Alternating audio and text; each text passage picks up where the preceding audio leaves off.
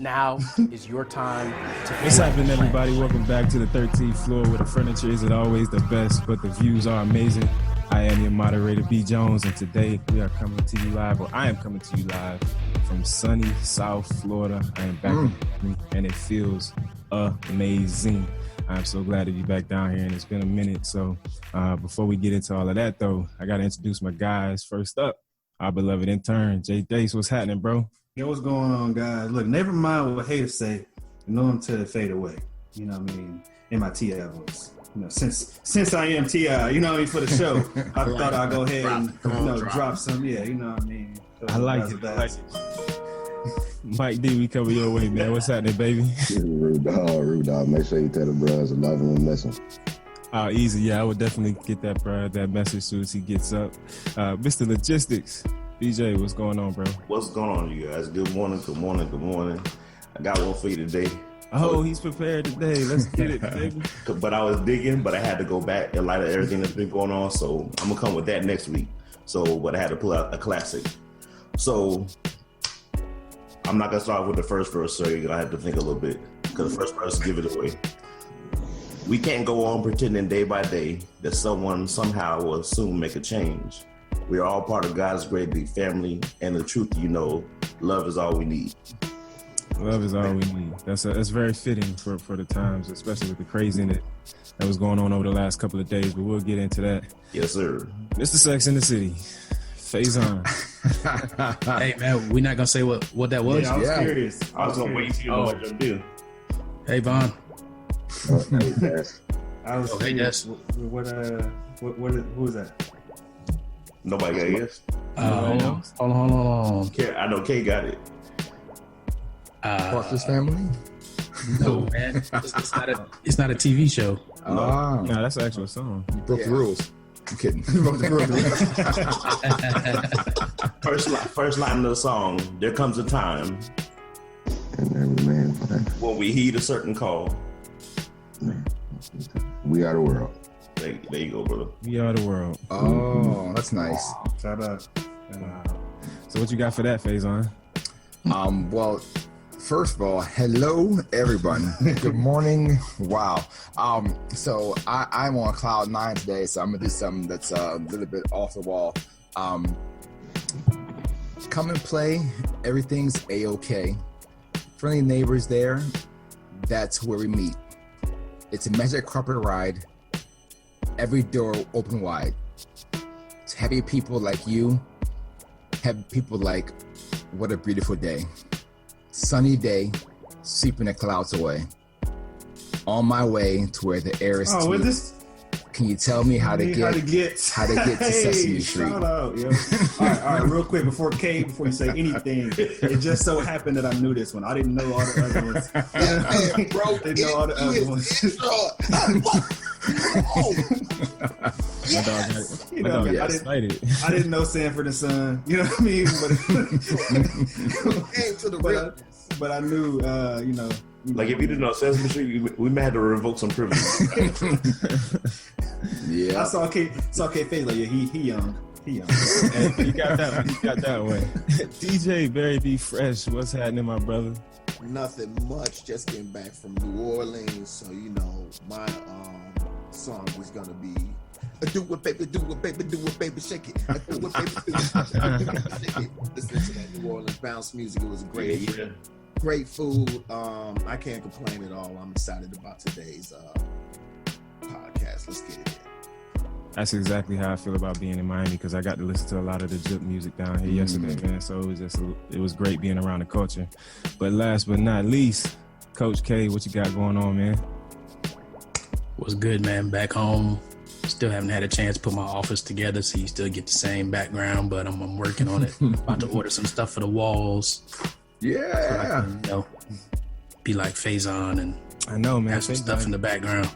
Yeah, got the feng shui going. I'm gonna make green and pop in anything. We just need to get a green screen, man. I'm fortunate Right. enough to be at, my 88 Pro Fights crib right now. He's got the pool in the background. He got the fresh Aki trees. Yeah, in the we see the palm trees reflecting off of that. Yeah. Exactly. See, the goal was to get the pool and everything in the background, but the sun was coming in, so I was gonna look like darkness. So I had to let that happen. Nice. Darkness.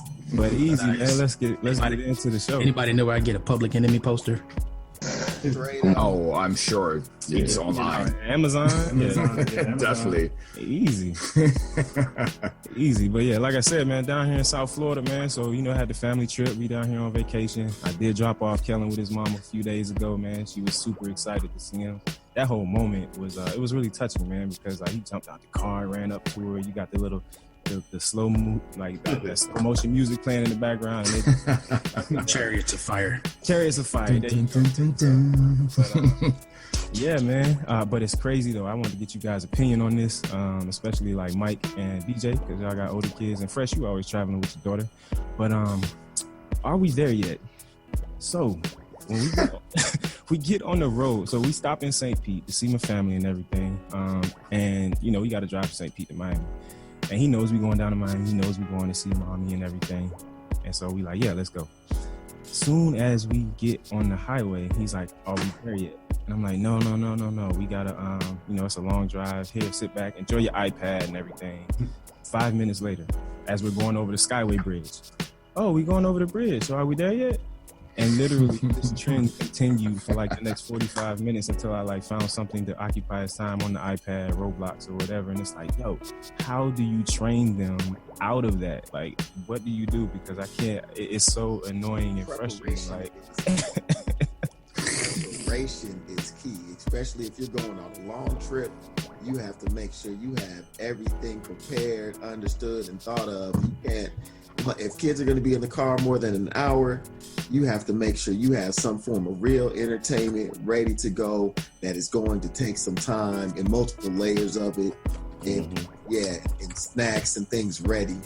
And you have to turn on I'm shutting that out. They're still going to try you. They still going to, because they just want to get some type of reaction because they're crazy, like they locked in the cell or something.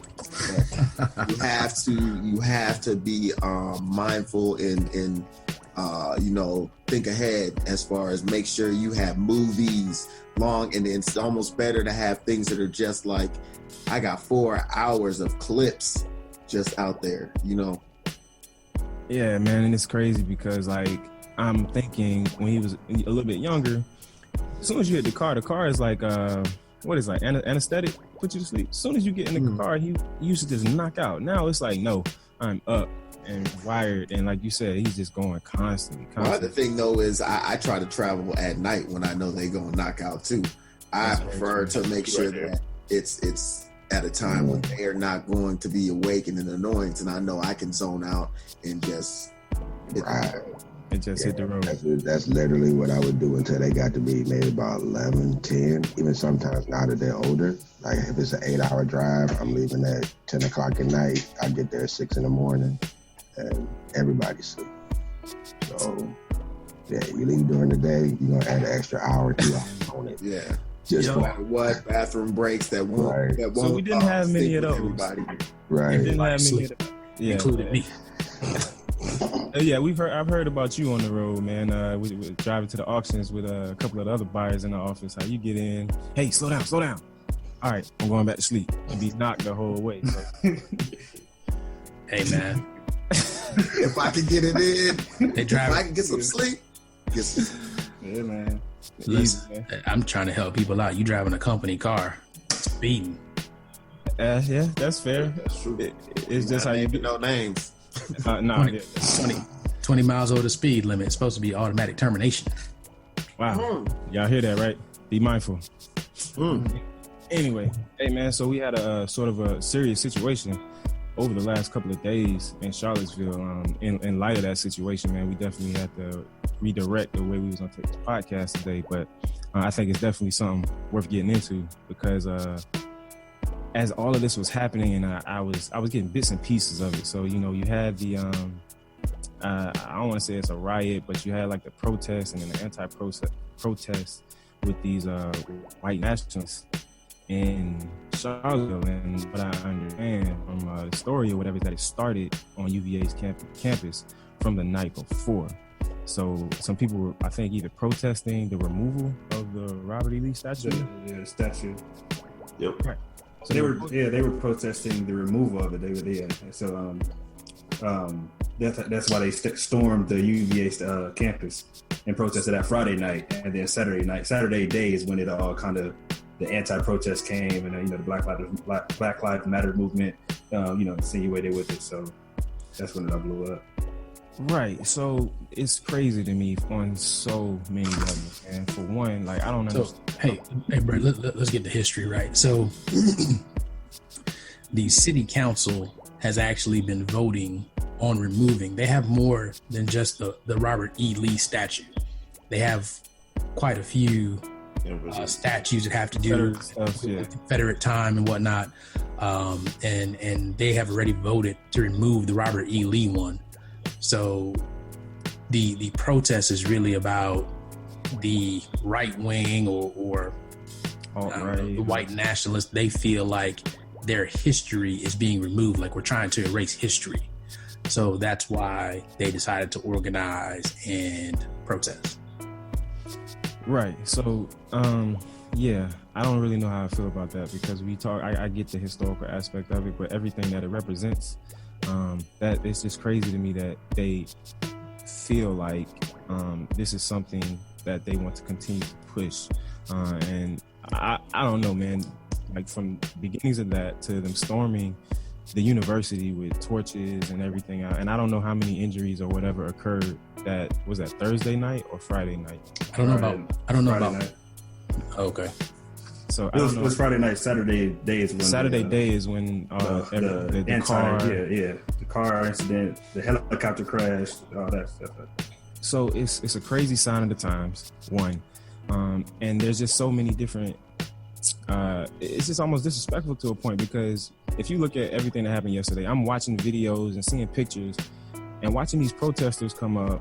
They got riot gear on when they show up to do whatever they got. They got the shields, the helmets, everything. People got batons, weapons, or what have you. So it's amazing to me, and we'll probably get into our 45th president's comments as well later, but it's amazing to me that seeing all of that, knowing all of the protests that we as a people, the Black people, have been involved with over, racial injustices across this country, and the level of force that is used in those instances versus what was used in this instance, and we're not showing up with riot gear on at all, or rifles, because they had rifles too.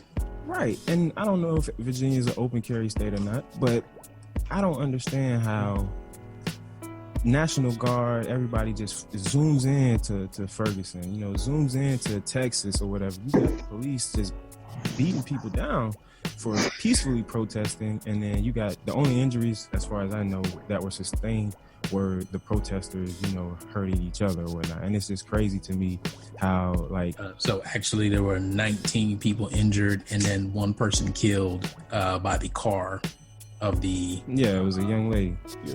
Right. Yeah, that was on Saturday. I think all in all, it's 36 people that was treated by the city for injuries. Right. So it's like seeing all of that, I'm left with the question is what do we do?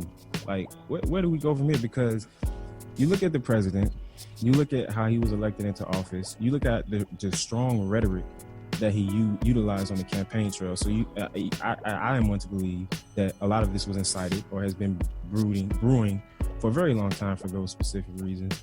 And this is probably not this isn't going to be the last time something like this happens, because I feel like these nationalists, feel like they have some sort of power, especially when you get into the fact that the president's statement afterwards was really, really tiptoeing around the situation, and it was really political at a time where he should have, not that it was expected, but should have had a much stronger point to get across. Yeah, man. What was crazy for me is like looking into it. One of the leaders of the KKK actually said this day represents a turning point in America. Like the people of this country is gonna take back what's ours. It was David. Yeah. And he said we're gonna fulfill the promises of Donald Trump. So like that right there shows what type of president Donald Trump is. You know what I mean? What he's displayed for him to represent. You know what I mean? So it's like, cause stuff like this didn't necessarily happen on the scale that it's happening now when other presidents were in office. So it's like, what's different about Trump? And I think that's the question we got to ask ourselves. One thing with that, no, I don't agree with that. I mean, I agree with what you said, but part of it is that, no, 45 isn't the ideal president. Mm-hmm. But if you look at the statement in detail, because I was pulling it up to make sure I quoted it right, his comment directly to 45, and that's what I said. I want to back up a little bit based on what you just said. His direct comment to him was say, I would recommend you take a good look in the mirror and remember it was white Americans who put you in the presidency, not radical leftists. So when you look at getting in the White House, capturing the White House, winning that election,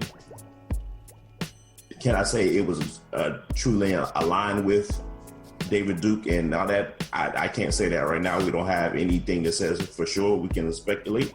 Mm-hmm. But the bottom line is that when he became a candidate, they saw the opportunity to put somebody there that would support them in their ways. Right. So that warning to him, I read it as a threat to him. So no matter who you recognize as president or not in the White House right now, that was a direct threat about what's going to happen, what's going to occur, and about the things that this protest is the turning point. It's going to get ugly, man. Unfortunately, before it gets better. Oh yeah, agreed. Definitely agree. But I think when we're talking about whether it's a question, we all know what the answer is. It's just the fact that you want to recognize that to be fact. I mean, it's more obvious for them to come out and do it and get support because of who is in office. Right. But those thoughts, those actions, they're just now becoming more prominent because on our side, as African Americans, as people of color, we're screaming for rights, true respect. So in their mind, they got to do the same thing. So there's always opposite ends to the spectrum. They're just on that far end. Right. But what rights are you trying to protect? Exactly. And I mean, I think that's where it comes to our perception versus their perception. Like, we have an idea of what rights are for us in our culture and our life and our circumstance. And as crazy as it is, their mindset is they're doing what's right for them. Like, they want to be able to do those things regardless of what it is, regardless of how crazy and evil it sounds, and their mind is right. I think what's funny, though, is that ultimately, if you peel away the layers, it's that they're scared that they're going to be treated like us. And that's really the only thing that they're scared of, is that they are scared that they are going to become and treated as they treat us. And it's like, well, why don't we just treat everybody fair instead of thinking about this mentality of who needs to be on top? So that was the first tweet. The first tweet he sent out. It said, so after decades of white Americans being targeted for discriminated and anti-white hatred, we come together as a people and you attack us. But you come together as a people for what cause? Yeah, not just what cause, but when you come bearing weapons and acting like you are storming a castle, as it's opposed like to coming hand in hand. All you white guys should have been able to come walking hand in hand. Yeah, no torches. Arms. You could have said your same chance that you wanted to, but if you were trying to pose a united front, do not come with arms and battle gear ready to, do damage. You're not coming to talk to me if you're coming with the gun out and, a knife in your hand and saying, what's up? So if you would have a conversation. Here's my thing, okay? Maybe in their mind, they thought that they would be treated like us, and that's why they came out there, because they watch how we get treated when we assemble, and all of a sudden you got tanks out there and all types of stuff. And these guys came out there. The moment that you saw that there was no tanks, nobody was shooting rubber bullets at you, that's when you should have realized, oh, we're not like them at all. But their mental It's More off. psyched. Hey, Delighted to see that. we've known forever that tanks and horses and everything are coming out there, but still, when we come to protest, we still come peacefully at first. Yeah. And I hope that the listeners from the last few podcasts that came at me about community watch this, because this was an example of them having a community. So when they got out there, they were not met with tanks and all types of stuff, because if we got out there with no arms, no nothing, we'd have absolutely been met with all types of tanks and riot gear and all types of stuff. And that's what I say. We don't have a community. They have a community, and it is a safe haven for them to get out there and be able to do things like this. And until we realize that, look, if we don't start looking at things a little bit differently and aligning behind leaders and establishing safe havens of our own, we're going to be in trouble.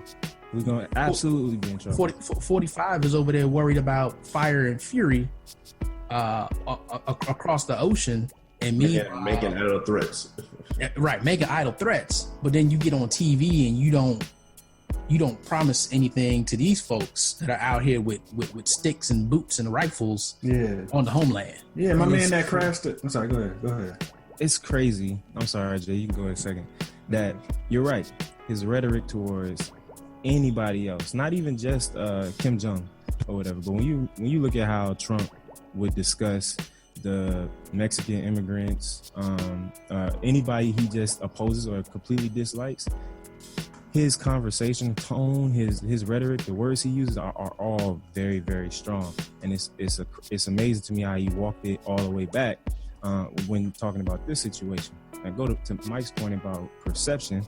This is another issue that I have with this situation, is because, yes, like you said, they feel like they're fighting for something that's important to them. But on a world stage, when you take a high level look at this thing, it's like, what are we talking about? So we're talking about the institutions of slavery. We're talking about the prejudices and discriminations of the world. We're talking about putting one race above all others. Why hasn't it been escalated to the point of a domestic or a terrorist situation or a United Nations situation, especially given the history behind all of the oppression that goes into these groups? Well, we said 67 years. That's it. So you figure these are people that's grandparents are putting these thoughts in their mind. You got the people that are in leadership. There's a hesitation. The same way it was a hesitation in New Orleans, the same way as a hesitation in Ferguson. I mean, you have to think that for years and for generations, people's current existence, their current lifeline, their livelihood, their jobs are all based off of that history. So for me just to say, all right, well, yeah, I'm a change, means I got to give up my house, I got to give up my inheritance. Like, it's a whole lot that goes into the way that you were raised just to give it up. And it's a small percentage, I'll agree. But if you look at all the things that have happened, so you just had the documentary about Rodney King, you got Detroit that's coming out, you got all these talks about Black Lives Matter. You have OJ that's gotten parole. Right, you got Cap. I mean, you got all of these things where African Americans, blacks, people of color are standing up saying, hey, look, this isn't right, and you're attacking that group. At some point in time, they're going to respond. And, you know, you got to be able to, like, what are you made of? Are you going to back down? Are you going to have that conversation? If you need to, are you going to fight? And that's a great point, man. I was going to go there next because Carol mentioned the community aspect. We're getting resistance, and that's fine. I liken this whole situation to the Planet of the Apes series, because I feel like that's exactly what we're looking at. But when we talk about how we're going to respond to this resistance, I think it's very important that we look at how they're organized, and we have to continue to organize ourselves in that manner. We have to continue to try to build these communities and continue to try to protect ourselves, because the same way the Panthers were, and I'm not sure the actual era, help me out, for it's like the 70s, 80s, 70s. Yeah, 70s. Yeah. We're going to be looking at needing something very similar to that, I think, in the coming days, just to keep a tight hold on our own communities, protecting ourselves. Because although I didn't see very many images of, Black people in the riots and fighting, outside of the one dude who I think got hit by that Challenger or whatever with his feet in the air. I saw a lot more pictures of, them fighting themselves, or white people and white people. But I feel like it's right at the doorstep. So I feel like this is a critical call to action moment where we have to look at how we're organizing ourselves and how we're setting ourselves up to be able to meet that resistance, to be able to continue to live the way we want to live. And it was such a lost moment for 45 to be able to create that a better turning point. Like there's it can go either way, right? It could have been one of those moments where, hey, let's really call to action and really show that this is not the way it's supposed to go, regardless of any situation. The way that this, your protest went down, how you arrived, everything is not the way that you're supposed to protest. What you're talking about is totally not what we need to be based off of here. We need to be based off equality. And for him to just skate around and dance around it, especially when he is Mr. Twitter, it's just it's just continually eye-opening. It's funny, as Black people, we are never surprised. We're more just like, wowed in the fact that it's being the Band-Aid is being ripped more off. I was gonna say that too, Kate, that this Black man got beat by like 3 or 4 guys with poles. Wow. Right. And I think he's a student, right? I think so. But what I want you to look at the armed person in the back, that right? is standing there in the background. That's not an officer. Right. And that's the other thing. You can't really tell, because these dudes they come right at looking. First, I'm looking at like police officers. Okay, they're here to organize, keep the peace or whatever. Give them, some of them rubber bullets if they get too far out of line. Those were the guys waiting for the police to come, and they wanted some extra action. Like, yeah. Right. So, we were talking about it. I'm sorry, Brett. Hopefully you still have your point, but they sealed off the park. They had guys that had the barricade shields that had sealed off the entrances to the park. So whatever was going on in the park, that was it. You couldn't come in. And this is the I don't know. All right, guys. Yes. The all right had barricated in. Yeah. Yes. This was an operation. This exactly military grade. Exactly strategic military tactics. This was planned out. How we gonna do it? How we gonna execute? What's gonna happen here? They practiced. I mean, exactly. Right. Yeah, that wasn't just a text that went out. Hey, you guys, you know what? Let's just go ahead and do it this Friday. That was organized for quite some time, and even the way that they are creating, this arena of terror, it's very eye-opening. Yeah, and all this equipment. Look, just the mere fact that we even talk about organizing, the FBI starts investigating us. Right. Mm-hmm. Like Brett, a little while ago, you said you think a group, kind of like the Panthers, is going to be needed in the next upcoming days. I wouldn't be surprised if we just got flagged for that. Right. But these guys, is somebody going to run an investigation to find out where they get all this equipment from, who placed these orders, what was going on? Are these folks going to be investigated until they find out who the organizers were of this thing? Absolutely not. And Mike said, hey, I'm not going to say it's a small amount of people, but I think it's a small amount of people that are willing to come out there and be the face of it. See, and that's the key right there, because nowadays the sad part about it is again, I appreciate the fact that you're out there full face, but the fact that nobody's even scared to be on the front to show that you're in the front line leading this charge, because they know protection has me. I'm not going to be punished for anything that I'm doing, because supremacy. Like they go back to the community aspects. Exactly. Like my man who was driving the Challenger. Like he literally drove a car into a group of protesters. Like he didn't lose control of the car. Like he was purposely trying to hurt people, and he was charged with 3 different things. But he got a bail hearing on Monday. Like, why do you even deserve bail? Like, I just feel like the system is designed. Like, if I would have accidentally drove the car into a group of people, like, would I have gotten the same treatment? I don't. I can't really say that I would have gotten a bail hearing on Monday. Nah, you wouldn't. You know what I mean? And to have somebody pass away as well. I can't say that. Yeah, somebody died and like I can't say that you would have made it to the precinct alive. That's what I'm saying. Exactly. My man got a bail hearing on Monday. You know what I mean? Like the very first day. Like he couldn't postpone it to like Friday, like on Monday. Like that's crazy to me. When I read that, it blew my mind.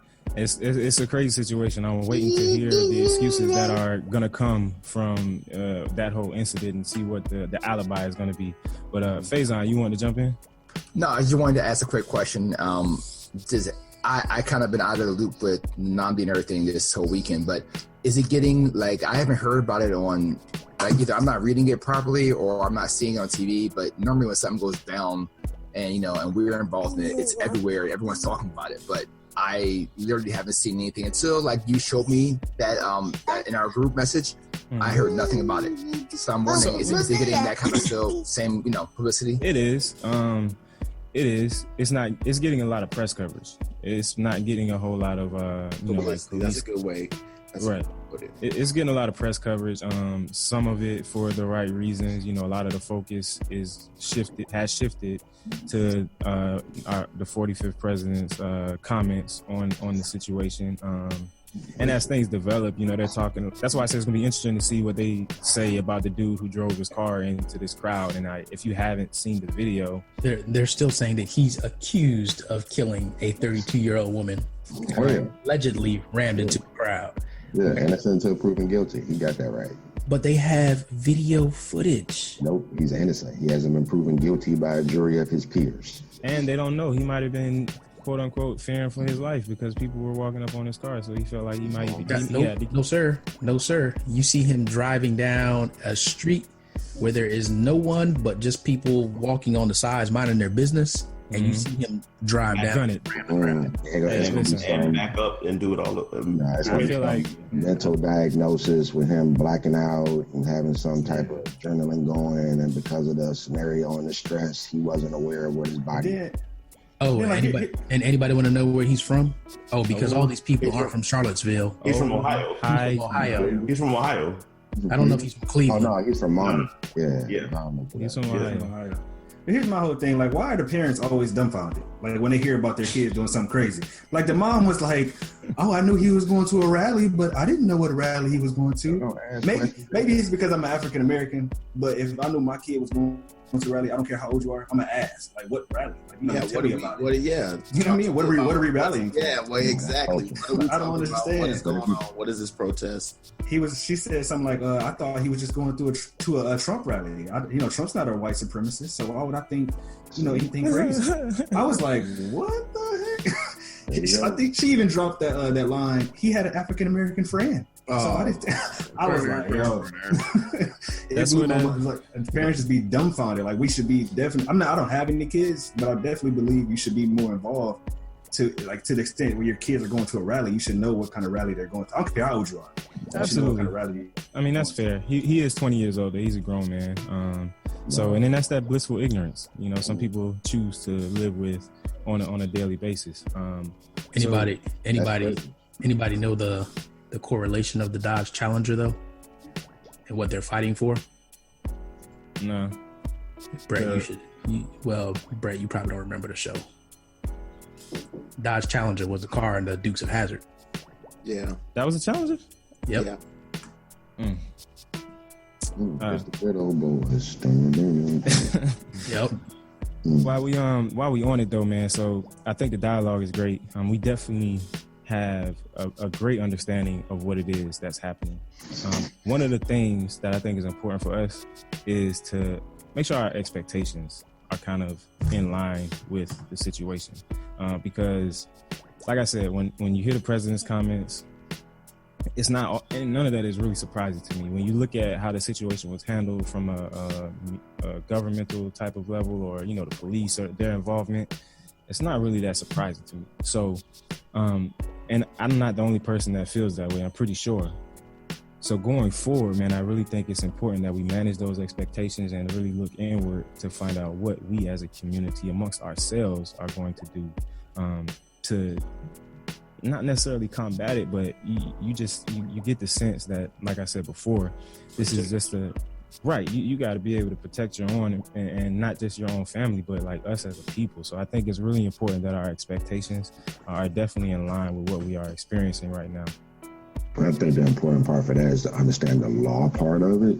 Like when you think of doing like protecting yourself, you're thinking about guns, you're thinking about multiplying people, getting everybody together, but it's the legal part that gets all messed up. So once you actually get into the system, can you navigate your way out appropriately, knowing your law, speaking to your judge, and having a lawyer that can represent you. All of that is going to be important, making sure you got everything behind you. Otherwise, we can be wherever we want to be. We can say whatever we want to do. You can have as many guns as you want, but eventually you're going to go to jail for having a gun that wasn't registered or having something that you wasn't clear on how you were supposed to do it, and they're going to get you on it.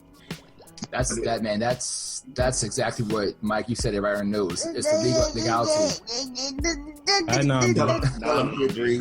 Sorry, it's the legality behind the process of everything. So, you know, when the reason why so many cases are thrown out or dismissed is because they pull the legal card and they go through all the actual Article 4 or 5/2. And, you know, that's important. And most of us go there like, oh, I'm going to do this, but not know how to back yourself out of it if someone questions you or asks you. But with that, when you talk about protecting your community, as we go back to that word community, we're at the point where we have representation. Not to say people should be ignorant of the law. I'm not taking that off the books, but we have representation in almost any and every field today based on people's accomplishments. You're talking about judges, you're talking about lawyers, or everything. But until, and again, I'm not telling anybody to break the law or do anything. That's not the case here. But we have the resources to protect and provide services for anybody that we need to, if we're standing up for the right thing. It's just, is everybody going to take that stand and come out and put themselves out there? We go back to the whole Kaepernick thing. Is somebody else going to willing to put themselves out there and stand next to that man? And in his case, no. So if something happens here in Miami, something happens in DC, something happens up in Philly, something happens in New York, whatever, who is going to come and stand by their side and support that man or support that woman and helping them navigate if they're standing up for the right thing? Now, I'm not telling anybody to go do anything wrong. That's not what BJ is saying. But until we can pull all those resources come together, then we're always going to be, well, he got caught, he's going to jail. Well, go ahead. That's the problem, is that we're behind because we don't have that type of cohesiveness. We don't have those systems in place already. Correct. We are community. Right. We're reactive. As soon as something happens, then all of a sudden we want to start organizing. Then that takes forever for us to get organized. We don't have the systems and the levers that we can push for when something happens. Within 24 hours, we can take action. We can do what we need to do. To execute, exactly. Whether it be legal, I should have a string of lawyers, a string of doctors, a string of everything ready to back up the mission. And that was going to be my next point, BJ. That's a great point. We definitely have the resources and capabilities, but the systems, like Carol said, I don't think are put in place in the proper manner to be utilized. Excuse me.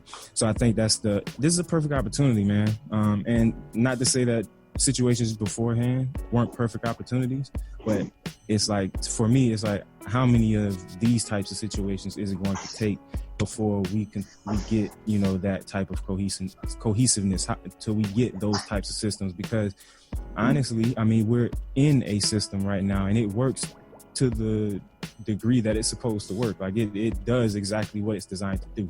But when we have these instances, I mean, outrage and anger, you know, I guess great motivating factors, but utilize those motivating factors to, you know, push that charge, create our own system or get involved with the system, because that's the only way you're going to inspire that type of change, man. I hate when I see people, or I know of people who see these types of things, they'll talk about it.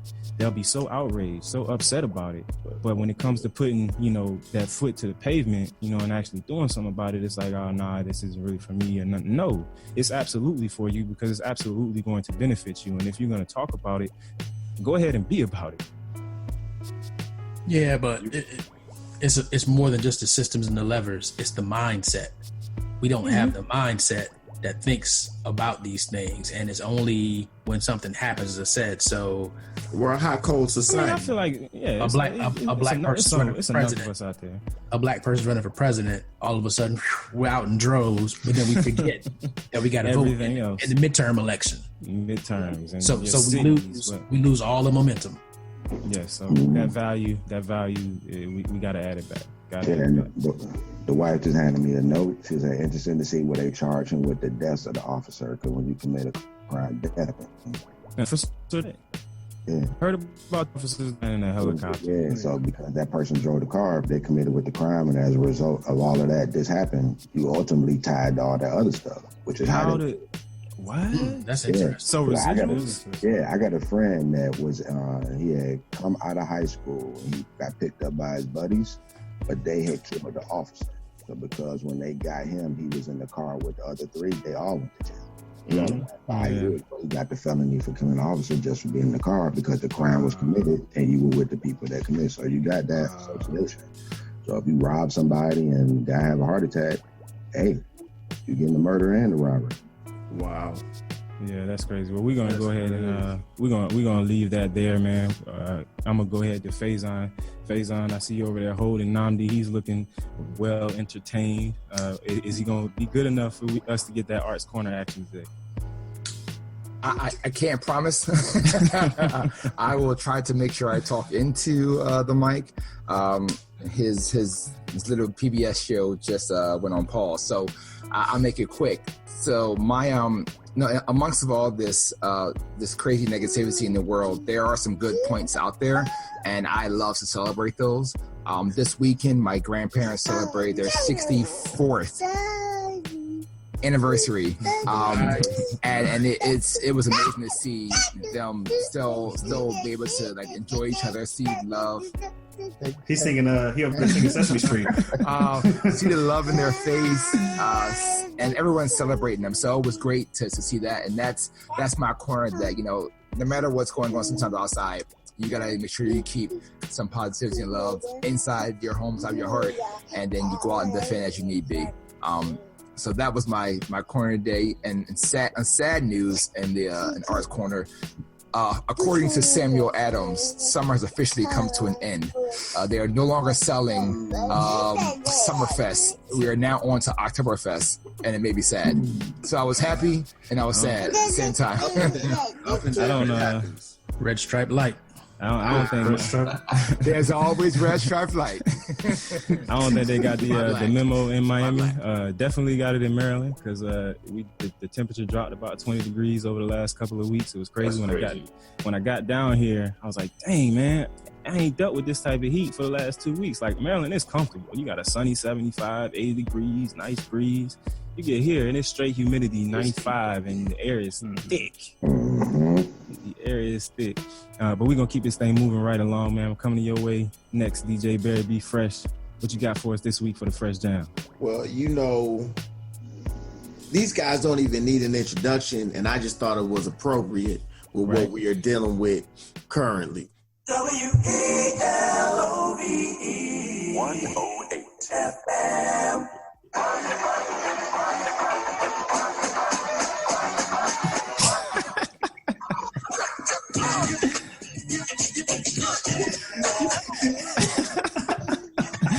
Hey man, Mike ready to get out there and hit these streets, man. Mike ready, man. He said, "Get the gear."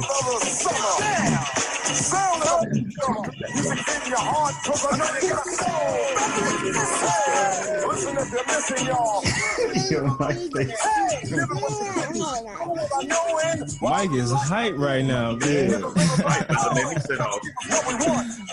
Y'all to give us what we need. Hey, our freedom of speech is freedom of death. We got to fight the power, baby.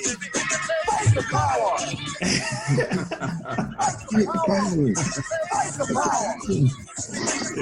Fight the power. Man, Radio Raheem. I'm about to say, where is Radio Raheem when you need him? Hold up. Hey, Dace. What movie? Man. Yeah, J Dace. Come on. What happened? Come on, bro. What movie? I hear you. What movie? What movie? Oh, man. Man, get him out of here. Get him out of here. I'm sorry, bro. I was just thinking I'm gonna go watch that joint today. Oh, Man, come on, man. Dude. They gave you a big hint. Right. I had to come with it. Oh man, to all of our J Days fans, hey, the J Hive, y'all need to get on your boy. You need to get on your boy. You came at Carol a couple weeks ago, and I just don't feel like that was fair, man. The days. Okay, all right. I mean, like, inform me. What movie? Do the right thing, so I can man. add Do the it right to thing. The thing that you should do is the right thing and watch that movie. right thing. Do the right thing. They told you Radio Raheem. Wow. Have you seen You even know who Radio Raheem is, dude? He's like, You don't yo, remember it's just- like a couple weeks ago when Fresh, I think the Boomboxes is coming back. I don't know if that then came and went, that wave then came and went, but Right. Fresh had the Boombox joint up where you just plug your phone into the side of it, you walking around. Oblivious. Yeah, it might have definitely went over my head. What had happened was I was thinking about Sesame Street at that time. Big up. And if you could think about like Chuck rhyming, like it was very rarely on beat. He would just put a whole He bunch was because mixing it Chuck to it. was he was making statements. He was Right. trying to Right. infuse He was your writing the brain. baseline. He didn't care. Rhyming, that's just a possible maybe it'll happen. I'm It's a more concerned byproduct. about giving you a byproduct of what I'm trying to give you some knowledge. I'm breaking you off, Hey, understanding how you need to live a life. hey, he just go on. He be like, what? And then Flav be like, yeah. He had Hey, to break. man. He had to break. You were so. Tell him, boy. Oh my God! Oh, and you had to get that yeah boy to get back. Oh my God! man. I was almost zoned out. Hey, listen, that video was serious. Mhm. And that's what W's in the back. Yep. Just look up that video, J Days. Yeah. Video for Fight the Power. All right, Easy. Man. Before I got you. Before I transition to you, Carol, man, I'll remind everybody that this podcast is brought to you by Fledgeology, where the mantra is Leap, Grow, Fly. You can definitely catch the podcast on YouTube, SoundCloud, Apple Podcasts, Google Play. Leave us those 5-star ratings. Leave us those comments, man. Hit us up. Hit the email, info@fledgeology@gmail.com. I'm sorry, info@fledgeology.com. Let us know, give some topics or whatnot, and I'm gonna go ahead and throw this thing to Carol because I'm losing my words. Losing your word. I need to get in the mirror, man. Practice my words, man. Shout out to Grandma. Hey, what I want to talk about is there are people out there that what's going on right now isn't important to you because it doesn't affect you. And it's not just with this situation, but there are many situations that are going on that you know aren't right. They're not just, but because it doesn't affect you, you choose not to get involved. How long will you let it go before it reaches your doorstep and then it does affect you? And who will you be able to reach out to at that point? So my challenge this week is be proactive, find out how you can get involved, find out how you can help your fellow person that whatever it is affecting them now. You have the ability to get involved. You have the ability to affect change. Go out there, get involved. Don't wait till it knocks on your door. Hey, Carol, I got a question, man. You gonna go ahead and get that? There are some people copywritten or trademarked. I'm There are pretty some. sure. There are some of you out there. Yeah. Maybe. There it is, ladies and gentlemen. I want to thank you all for listening here with us today on the 13th floor where the furniture isn't always the best, but the views are amazing. Dom Day, what you got for us? No.